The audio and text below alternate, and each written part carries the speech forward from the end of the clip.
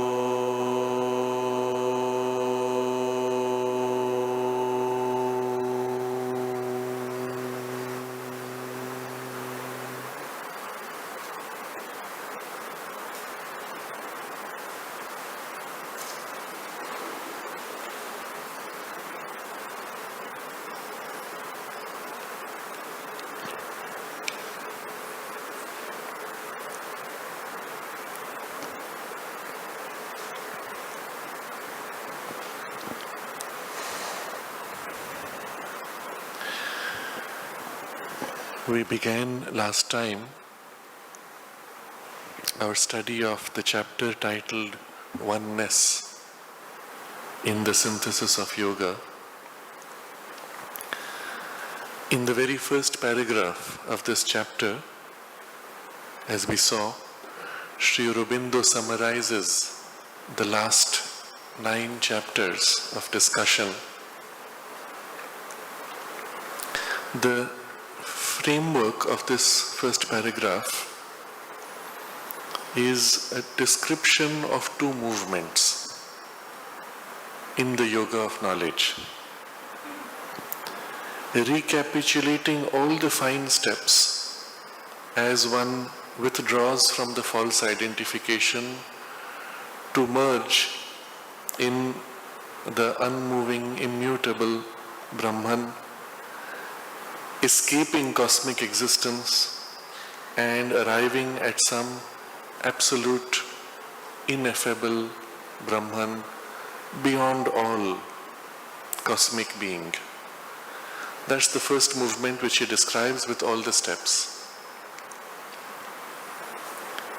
On the way, he says there are many other experiences one could have, but eventually these are only stages, circumstances, and the goal is to move on to this supreme object.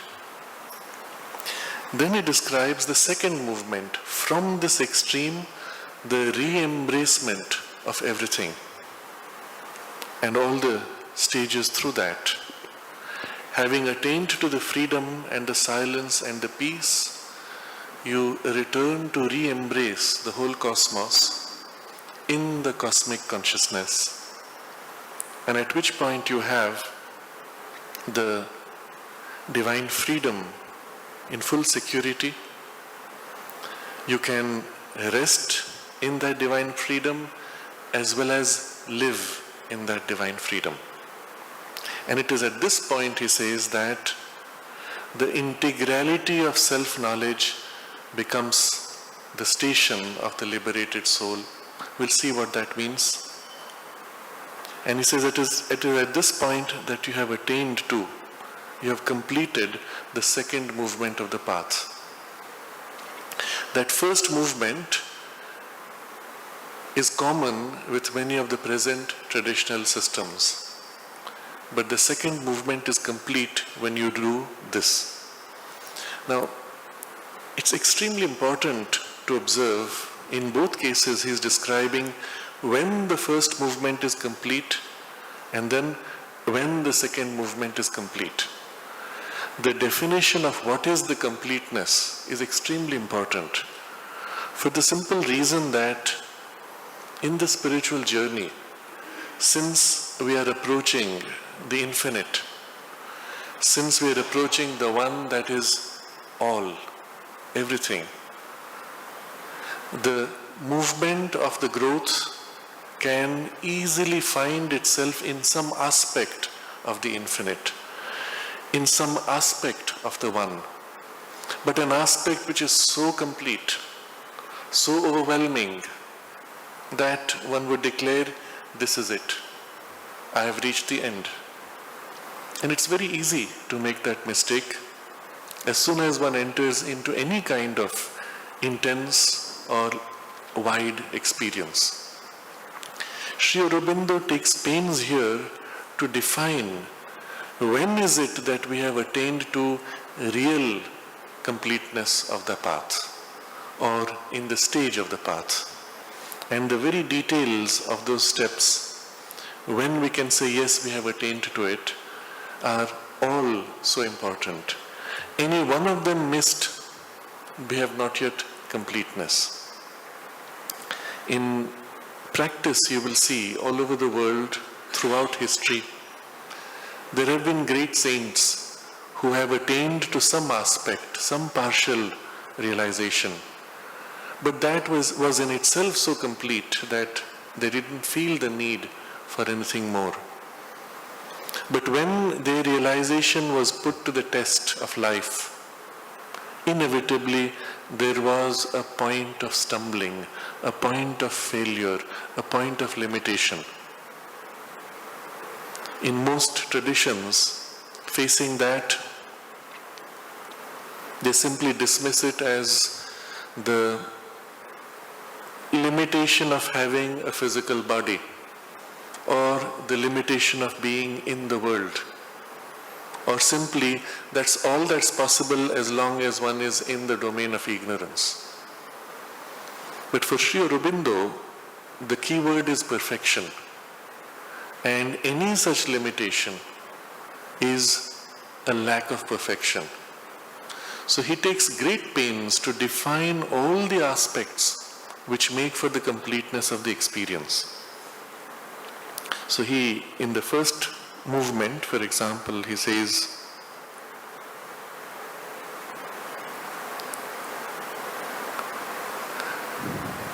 the individual escapes from his own personality into the impersonal,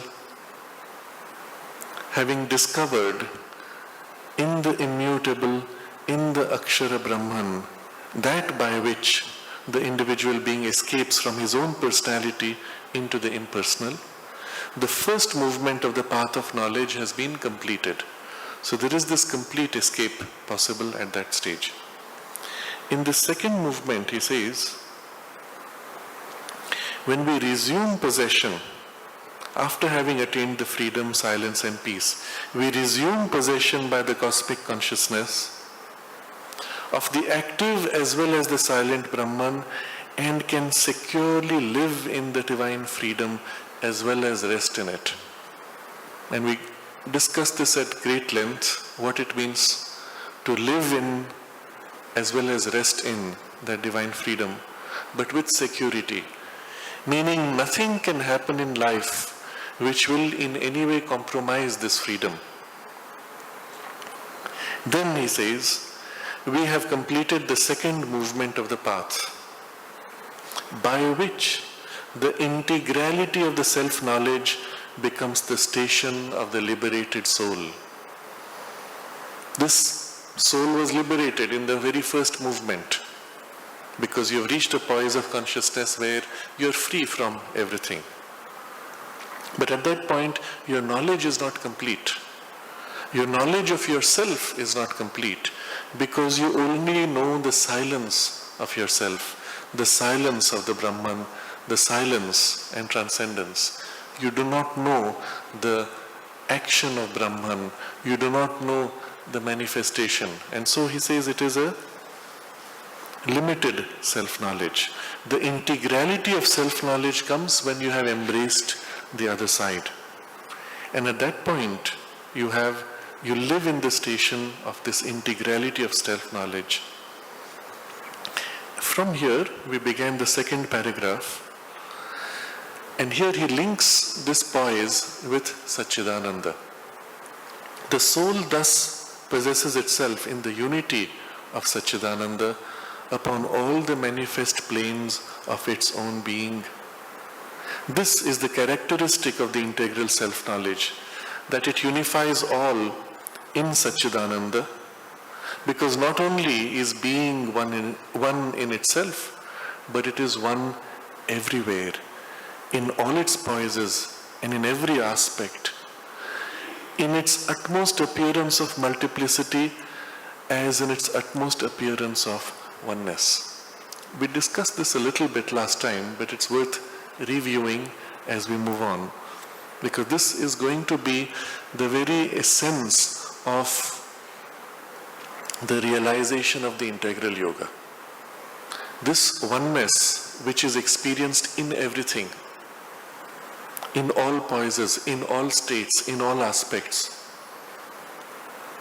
and to the perfection of it, no flaw, no limitation anywhere. So this needs to be explored in depth.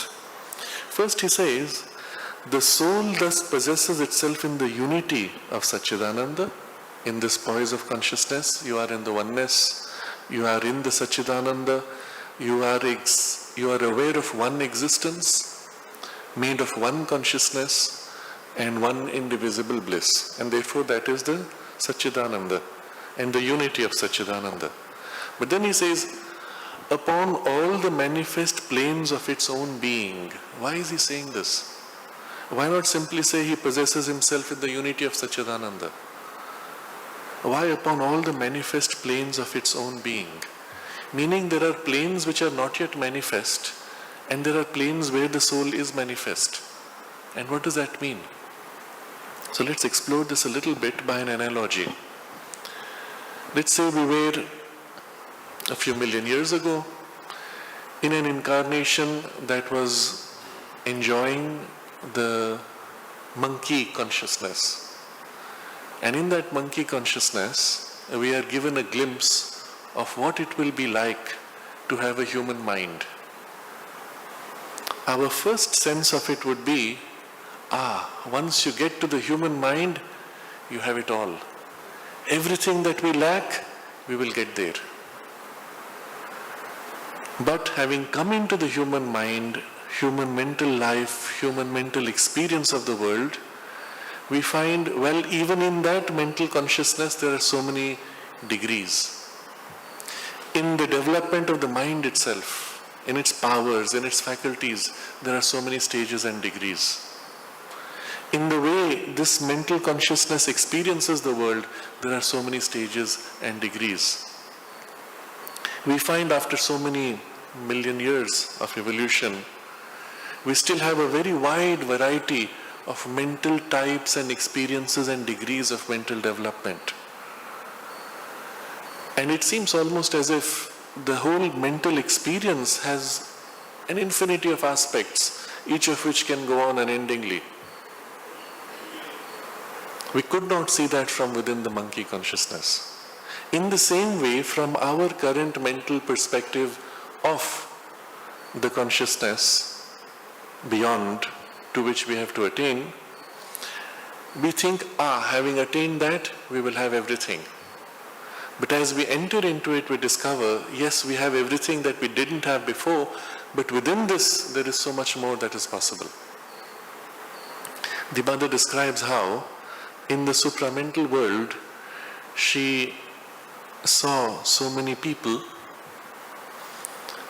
some of them as children, some of them more grown, most of them without clothes, very few with clothes. And she explained that the form is a representation of the maturity of the consciousness. In the supramental consciousness and in the supramental world, everything is revealed truth, form of revealed truth. And so when your soul reveals itself and the truth of your being is expressed, what's the form in which it will appear? Well, depending on the soul's maturity, depending on the soul's evolution, depending on its development, the form will be expressive more or less.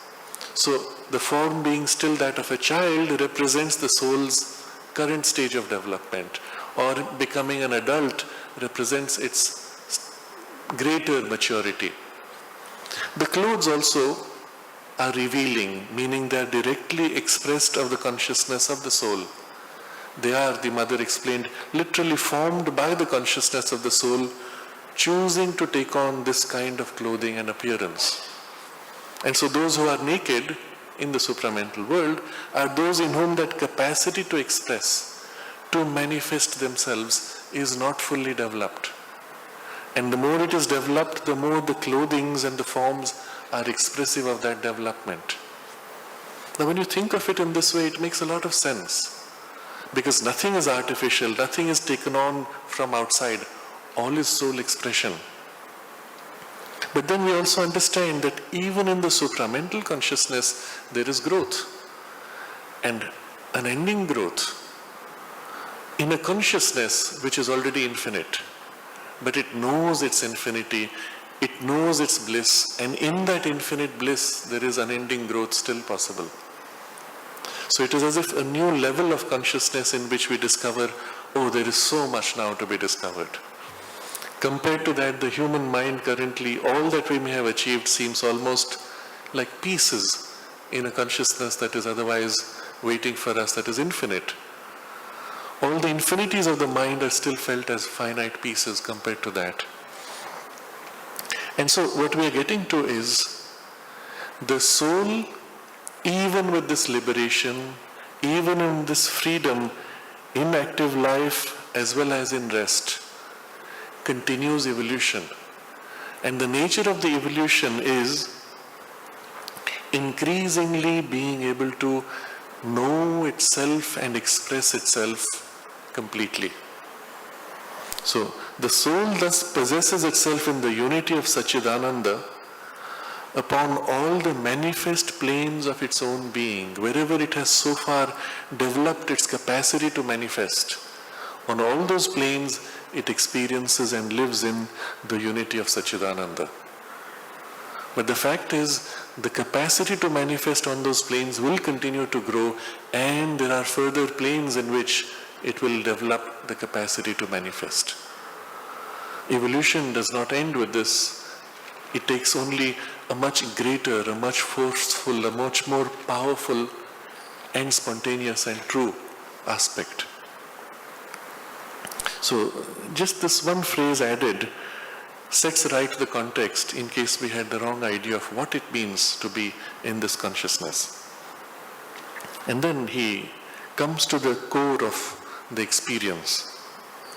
This is the characteristic of the integral knowledge, that it unifies all in Sachchidananda.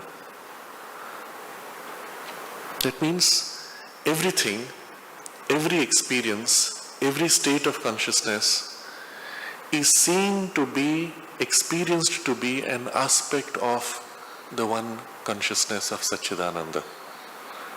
And he gives briefly, of which he will elaborate later. Because not only is being one in itself, but it is one everywhere in all its poises and in every aspect. So what is this Sachchidananda? If you recall the descriptions in the previous chapter of cosmic consciousness, you will see there he described how in the completeness of this cosmic consciousness, we are aware of something which is the underlying unity and its triple aspect. First, we realize everything is the one that exists, the same one. And that same one existence, indivisibly one, is indivisibly conscious. So the Sat and the Chit. The Sat is the existence, the Chit the consciousness, and the consciousness is one indivisible bliss. And so this whole thing, one, is one being which exists, which is conscious and is blissful in its conscious existence. So the capital B, being, is this Sachchidananda. The characteristic of the integral knowledge is that it unifies all in Sachchidananda, because not only is being one in itself, but it is one everywhere. So this one being that is Sachchidananda not only is one in itself, it is one everywhere. Now if you take a poise of the mind looking at this idea, How would you represent it? How would you picture it? Perhaps one way to picture would be you would do something which represents the whole universe, like a huge, vast expanse, and then above that rising the head of one being, head and body of one being, spreading out to merge into the whole. One being who is all things. In our mental perspective, in our mental consciousness, that's the only way we can represent the oneness in the form of the individual and then the spreading out everywhere.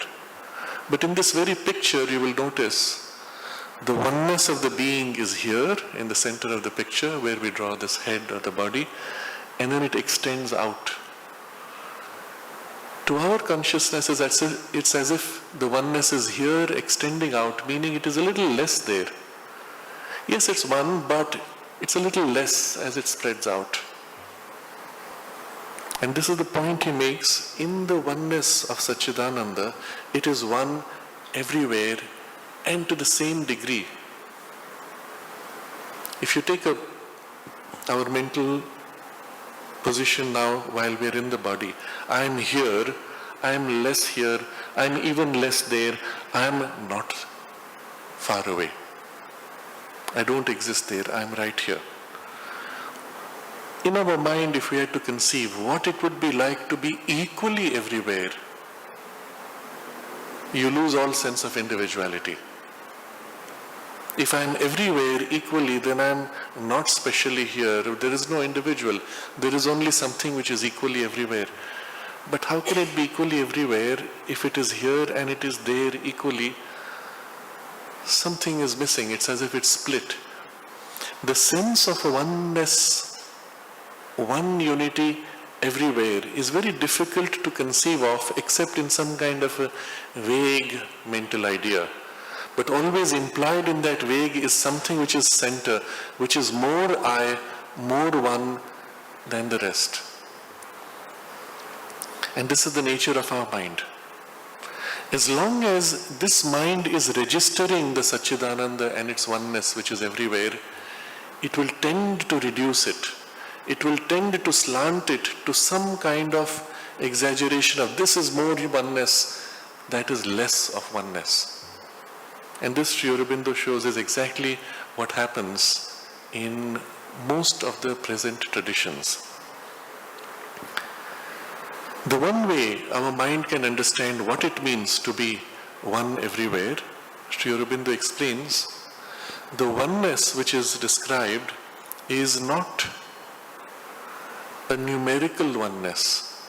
It is a oneness in identity. Meaning, let's take an example and then we'll come back to this picture. I play the role of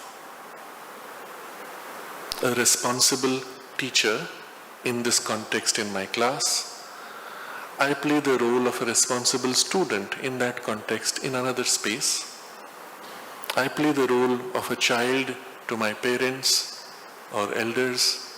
I play the role of parents to those who are like children to me.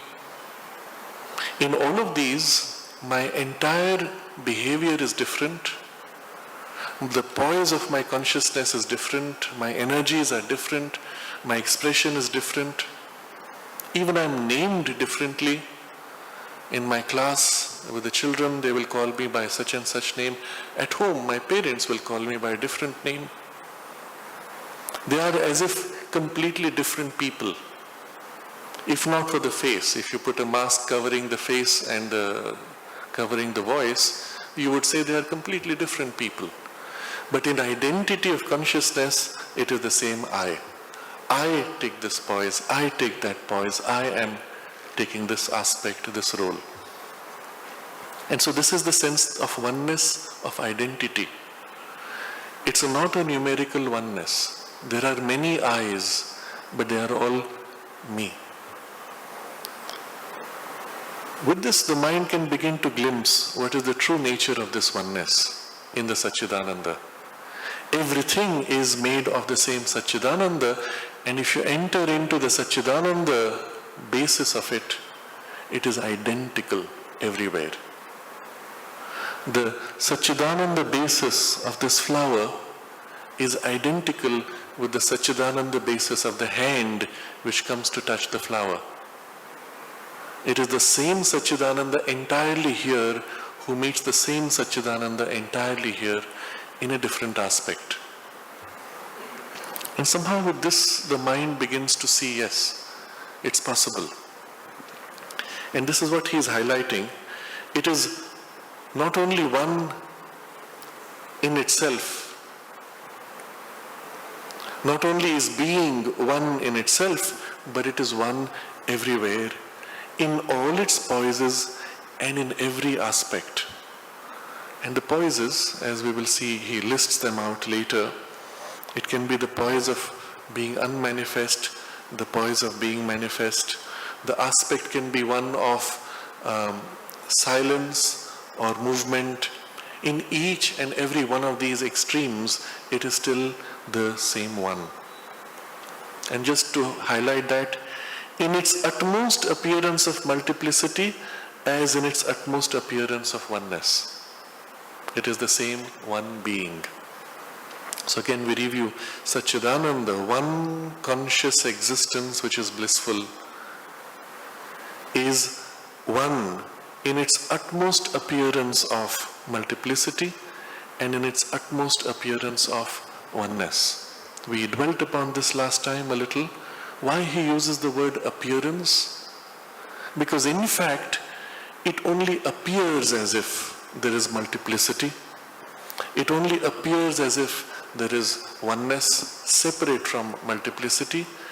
In fact, in the consciousness of the one being, there is always both.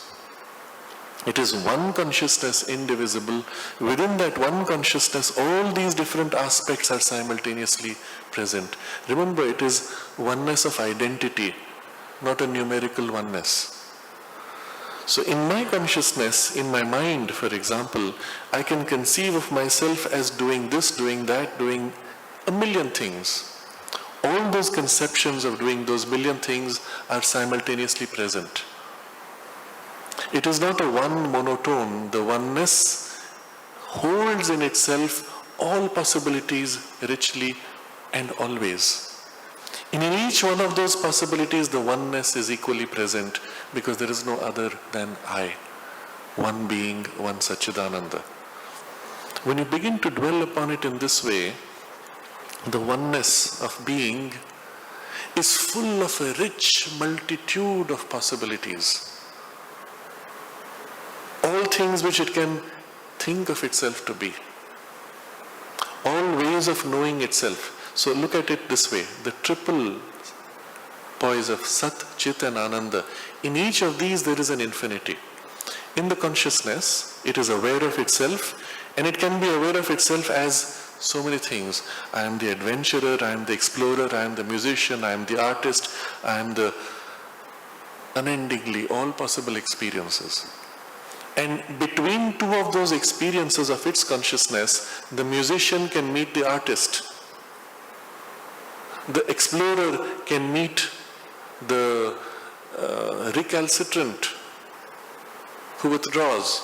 And all possible combinations of each of these aspects will make for a fresh outburst of an infinity of experiences. Each of these can again meet in themselves with others to make for a fresh wave of experiences. And each of these is filled with delight.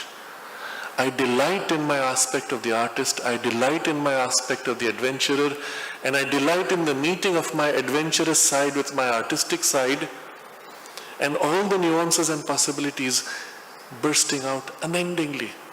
So in the consciousness there is infinity possibilities of interaction and play, and in each of those there is an infinite possibility of delight, and each of these exists because it is the one that exists. Everything that it can conceive of itself to be, every aspect of its delight is utterly real and existent simultaneously in identity. You see, the sense of the Sachchidananda is this rich, diverse, infinitely rich, diverse delight which is conscious, which is existent, real. Now when you think of it this way, there is nothing like multiplicity separate from oneness. All oneness is utterly, infinitely multiple. And each of those multiplicities is utterly held in the oneness and expressive of the same one being, which is Sachchidananda. So when he uses this phrase, in all its poises, in all its aspects, in its utmost appearance of multiplicity, as in its utmost appearance of oneness, it is one everywhere. And these oneness as an exclusive is only an appearance, multiplicity as an exclusive is only an appearance. In fact, in all, both are held. And this is the reason why as something bursts out from the divine to enter manifestation, that one side, one aspect which is the existent of its conscious delight, this experience, contains in it the possibility of bursting out again infinitely. And each of those has in it the possibility of bursting out infinitely. And with this, the picture of that which is being thrown out into manifestation is so rich, so complex, unending waves of delight, never ever repeating. Because once a delight has been experienced, well, it can never be tasted again the same way, because being is different. Having experienced it now, that thing is expressed. Each time you re-experience, it tastes different. Unending waves of delight pouring out. And it is this which is at the essence of our experience of evolution. When the divine pours out of himself these waves of bliss of its play, once something is experienced, it's never repeated. Always something new, always something new, always something new. And the result is the sense of a growth, something greater, something newer. Whatever is experienced is the foundation upon which something else grows. And so evolution. The sense of evolution is implicit in the very experience of the oneness of Sachchidananda. And so multiplicity and oneness as separate experiences is just an appearance. It's a way by which the mind covers up this greater truth to exaggerate one aspect. You say, here is multiplicity, there is oneness. No, it's all oneness, utterly one. So, reread the sentence. This is the characteristic of the integral knowledge, that it unifies all in Sachchidananda. Because not only is being one in itself, but it is one everywhere. In all its poises, in all its aspects, in its utmost appearance of multiplicity, as in its utmost appearance of oneness. It is the same one being who is experiencing the delight of the man bungee jumping from a bridge, as the delight of the elastic that is being stretched in the bungee jump, as in the delight of the bridge from which he jumps off, as in the delight of the valley into which he dives. It's the same one being everywhere, equally in oneness. Now, this is the approach that Sri Aurobindo brings to the experience of the world and the sense of oneness. This, the perfection of this experience of oneness is to be taken to its full. It is absolute. No limitation, no compromise, no exception. It is absolute. And later Sri Aurobindo will use this phrase, a different kind of absoluteness in the vision of unity. And it is this which he is speaking of. Compared to the idea which we have in many of the traditions, where the idea of an absolute into which you withdraw is the only absolute. Sri Aurobindo says, no, that is an aspect. This is the true nature of the absolute of oneness. So, the traditional knowledge, while it admits this truth in theory, yet reasons practically as if the oneness were not equal everywhere. or could not be equally realized in all.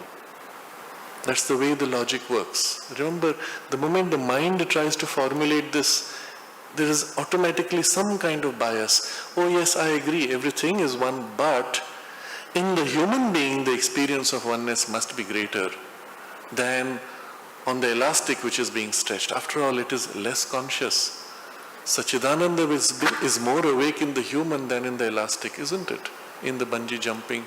In the flower, it is less expressive than in the human mind, isn't it? There is a tendency for the mind to then make classifications. More here, less there. And then if you take this logic to its conclusion, where is it most? Into the abstraction of oneness which merges into silence beyond form. Where is it least? Into the form into which oneness is as if lost in the multiplicity. You would tend automatically to divide the cosmos into two extremes. And this is what he says. Yet reasons practically as if oneness were not equal everywhere or could not be equally realized in all. Maybe it is everywhere equal, but you cannot realize it as completely in this as in that state of consciousness. It finds it in the unmanifest absolute, but not so much in the manifestation. Finds it purer in the impersonal than in the personal. Complete in the nirguna, not so complete in the saguna. Satisfyingly present in the silent and inactive Brahman, not so satisfyingly present in the active. Therefore, it places all these other terms of the Absolute below their opposites in the scale of ascent and urges their final rejection as if it were indispensable to the utter realization. So Sri Aurobindo is showing all the different kinds of opposites in which the traditional approaches, the traditional knowledge tend to make this separation, and why. You notice when we look at the why, it's always because of something of the way the mind conceives of those things. Let's look at each of these. And he uses very precisely these words when he says, purer in this, complete in this, satisfying in this. And you'll see why he uses those words. First he says, it finds it in the unmanifest absolute, oneness, but not so much in the manifestation. So these are the two extremes where, as long as you are in manifestation, becoming many, how can you have real oneness? Because after all, there are many. Where will you find real oneness? When you break down all the many, when all the manys merge into something. And what do they merge into? Something which will be the one into which all things merge. And at that point, there's no form. So in the vocabulary of modern science and in the way it conceives of things, the whole universe comes out of one big bang. And very simple idea, how could all this have come? There has to be one cause. If there are two causes, then there must be one cause of which these two are causes. So logically, one would always say, eventually the whole universe should resolve into one cause. Very simple logic. And so at some point there must have been a big bang from which everything came out and keeps moving outward. Now if you go back to the point of the big bang, there is the big crunch. Everything is squeezed, crushed. And at some point it's crushed so much that there is no form anymore.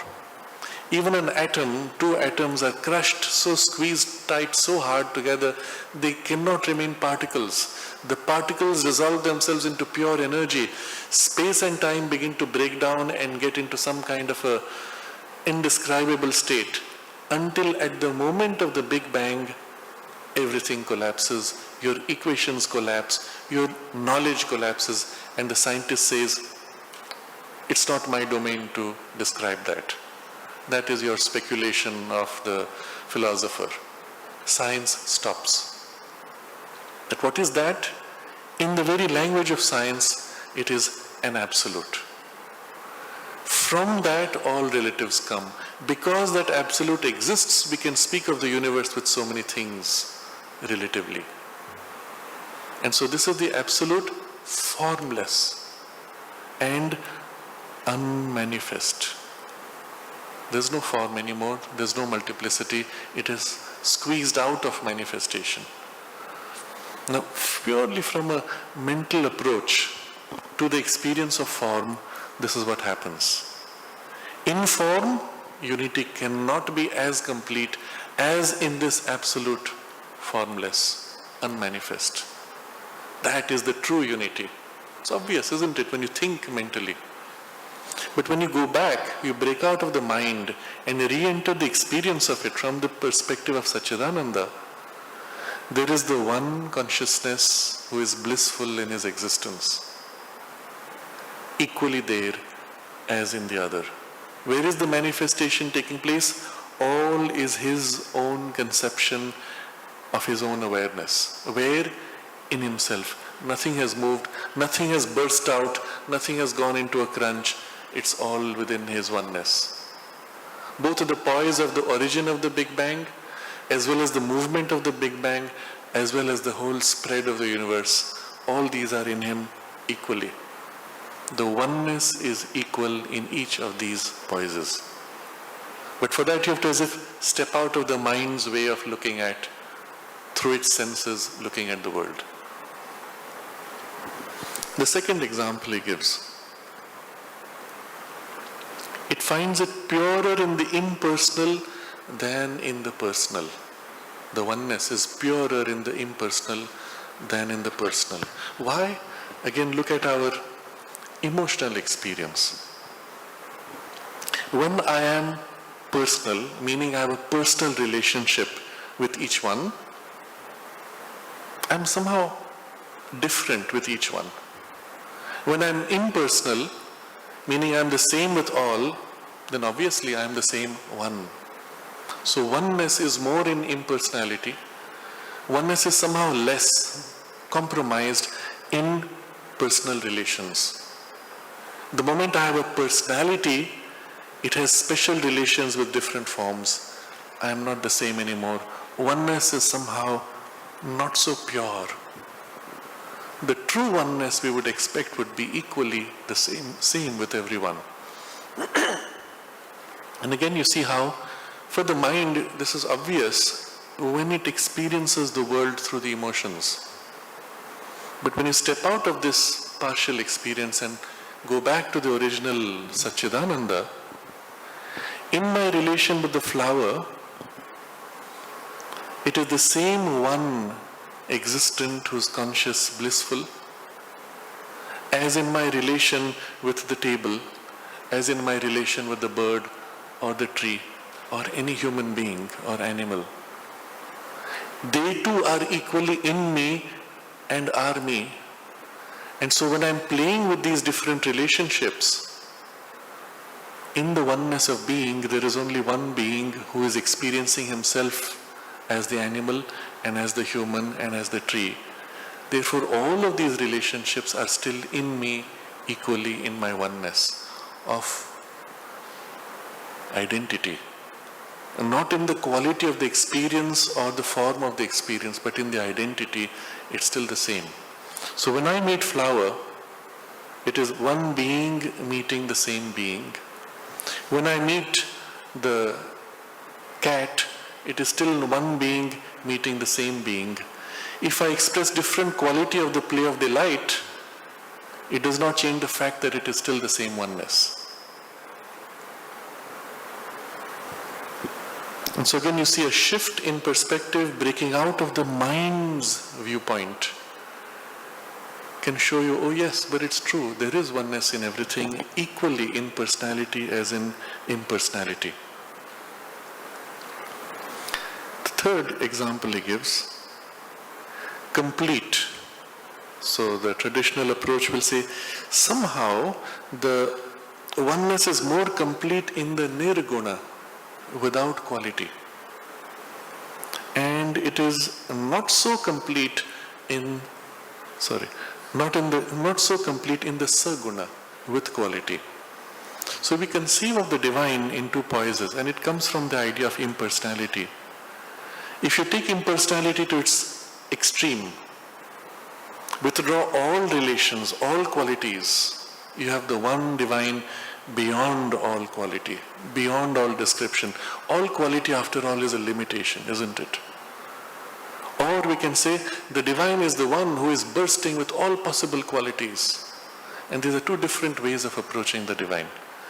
Between these two approaches, the one which is somehow expressing qualities cannot be one truly, because it's full of many qualities. Whereas the one who is beyond all quality, somehow in his abstraction, somehow in its transcendence of quality, is more truly one. Again, it's purely a mental concept. If you enter into the experience of the Sachchidananda in both poises, it is the same being. In one aspect, it stands back free from all qualities, and that is the nirguna. Nir meaning negation, no guna, no quality. On the other side, it pours itself out because it is free of all qualities. Not bound by any quality, it can pour itself unendingly into all qualities, and that is the qualitied Brahman. And it's still the same being who is taking two poises. In one he enjoys quality, in the other he asserts his freedom from all that. But it is the same being who is taking this double poise. And last example he gives, satisfyingly present in the silent and inactive Brahman, and not so satisfyingly present in the active. So when we look at the idea of Brahman in silence, standing back from all creation, supporting all creation in silence, we have this deep satisfaction that yes, this silent Brahman is oneness. On the other hand, when he is in movement in all forms, in all activities, as energy is flowing to form all this, oneness is somehow less. Because the only way you can see oneness is when you take into account the whole universe. Take any piece of the universe, it's not one. As everything is flowing and changing, the only thing which is constant is the totality. Somehow the totality never changes. And so there you have a little bit of oneness. But inside there is less oneness and not so satisfyingly present. And again, if you enter into that original concept of Sachchidananda, all this movement is taking place in the same one movement of consciousness, in the same one being. And so there is no lessening of oneness in the active Brahman, or no difference essentially of oneness between the active and inactive.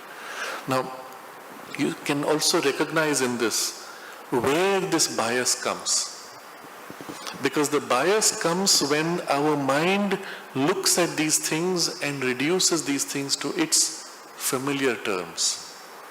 But if it takes a little bit of effort, even as a mind, to step back beyond the familiar and conceive of the true nature of Sachchidananda, it's obvious everything has to be equally in the oneness, equally expressive of the oneness as it lives in the oneness.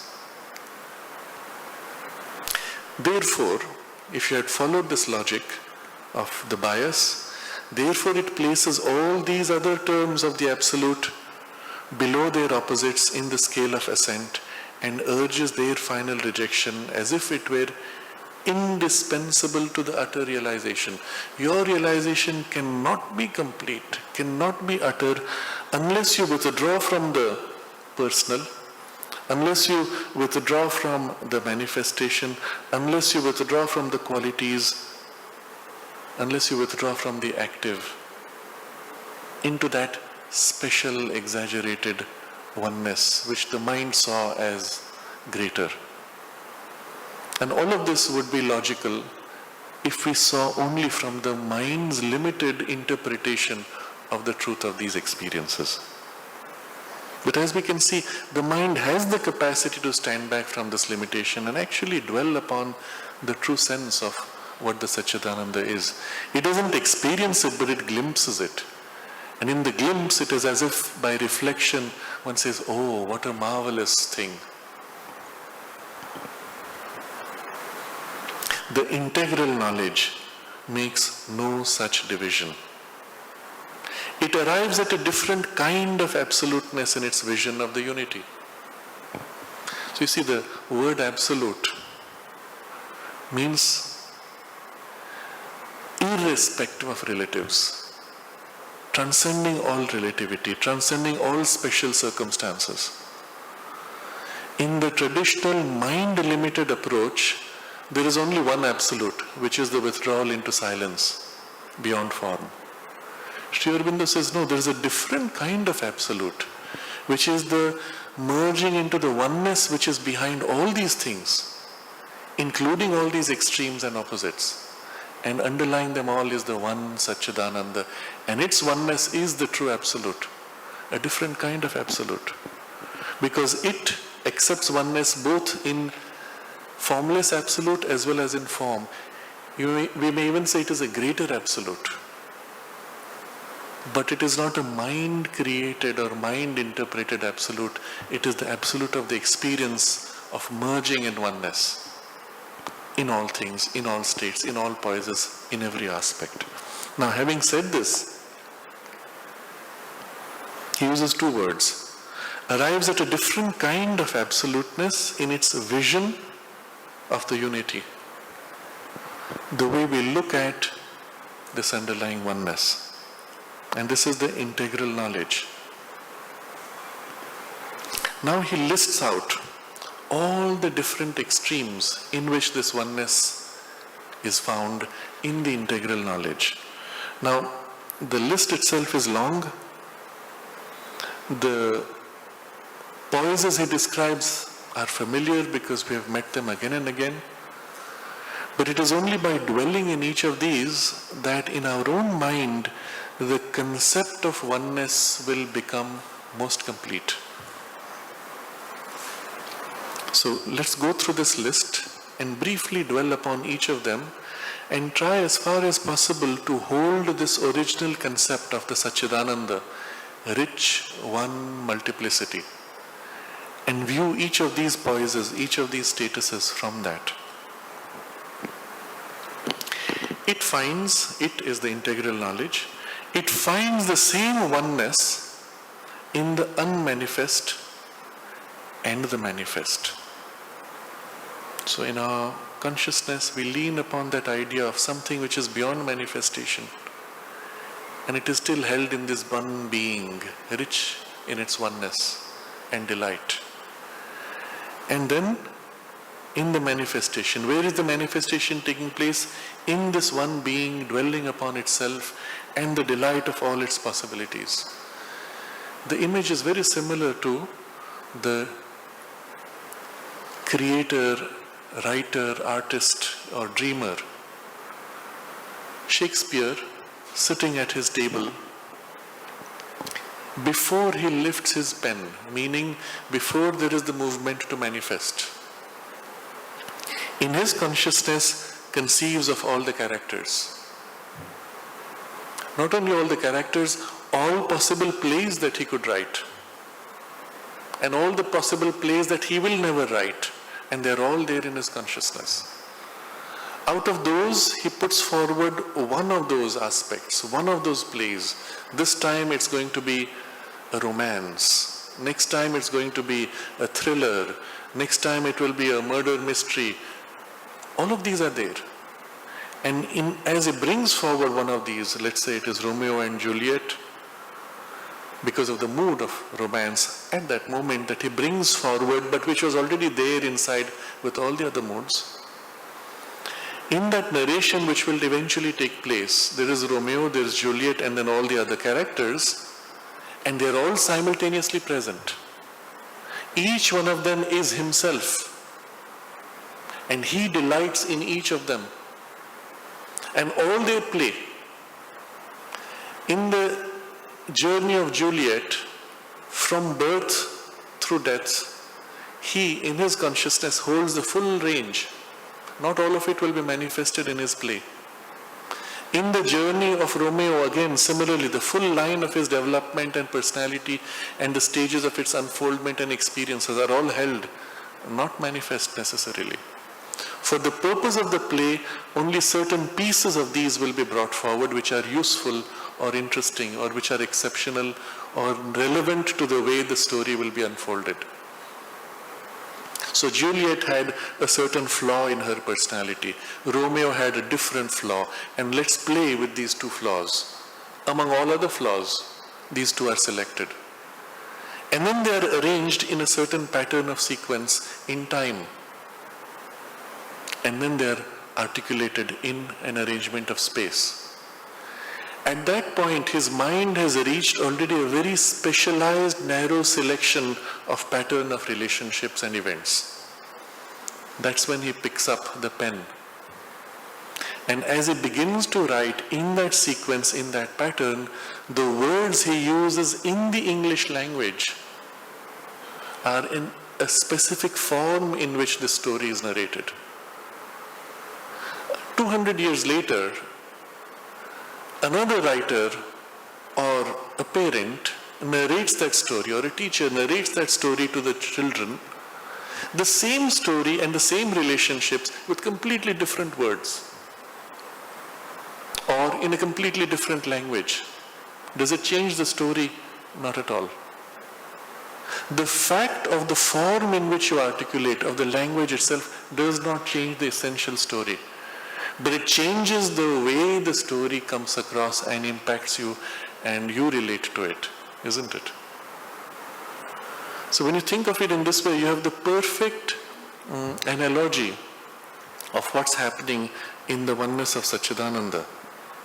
All possible events, all possible relationships, and all possible delights are simultaneously present. Out of these, some are put forward, some are articulated, and maybe they're differently articulated at different times.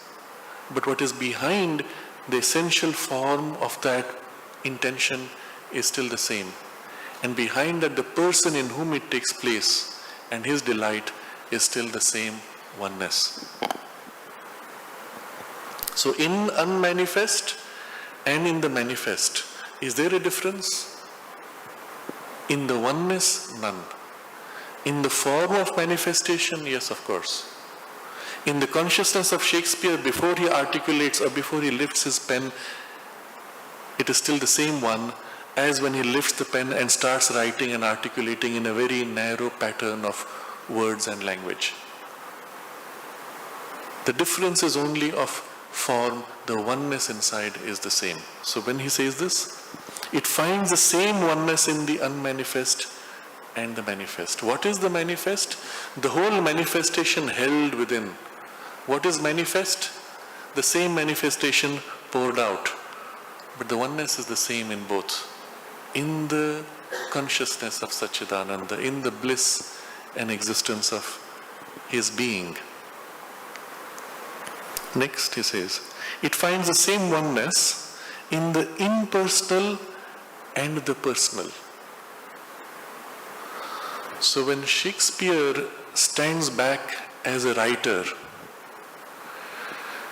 well, you have this major character, Romeo and Juliet, and then there is this minor character. Unfortunately, I don't know that play, but let's just assume there is the Joker. Inevitably, it was the style in those days to have somebody who comes and lightens the mood a little bit, makes jokes, says silly things, to contrast with the seriousness of the story. So let's say there's a Joker. In the relationships, these two are important. That is not so important. It's incidental. I could throw out this Joker, it would change nothing to the story. I throw it in to bring contrast, to bring some levity and lightness when the tension builds too much. So in the personal, there are these variations. In the impersonal, the same Shakespeare says, Joker or Romeo and Juliet, they are all equally characters. I can choose to expunge all of these from my life. Forget the play. I will write something totally different. utterly impersonal to all of these characters. Or he pours himself into the play. Now this is more important, that is less important. I can change the balance, make this a little more, that less. You will see at the end of every movie, there is the list of the actors.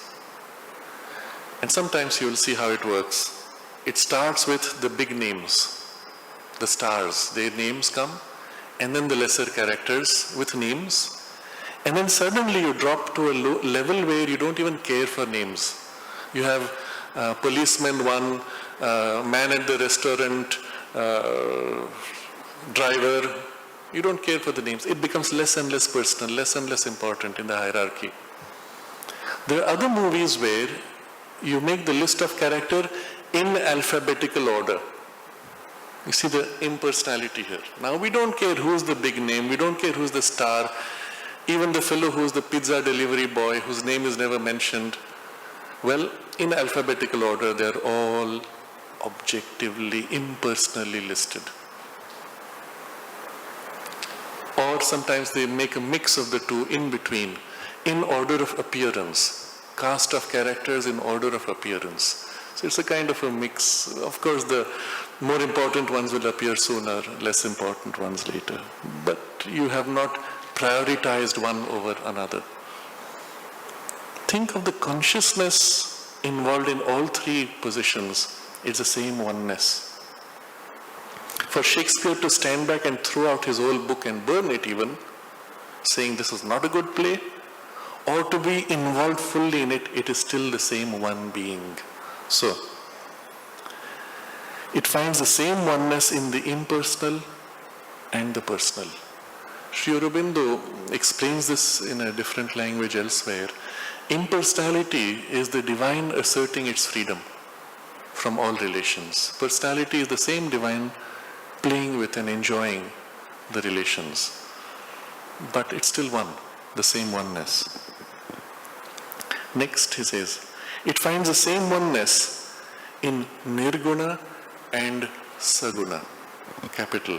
So, for those who are not familiar with the vocabulary of Sanskrit, Guna is quality. Nir, negation, no quality. Sa is affirmation with quality. Nirguna and Saguna. But why does Sri Aurobindo bother to use these technical terms? Because there's something very important implied. There's a whole philosophy and line of experience richly developed behind both of these words. Guna is not just quality. The association of the word goes back to something very deep in the yogic philosophy and development, when in exploring the nature of the world, the yogis tried to see what is it that causes things? What makes for this to be white or for that to be brown?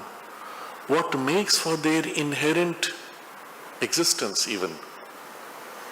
And going deep into things, pursuing all the way to a depth which is extremely difficult for us to recognize, to even experience, they found that ultimately everything resolves itself into some essential, fundamental qualities.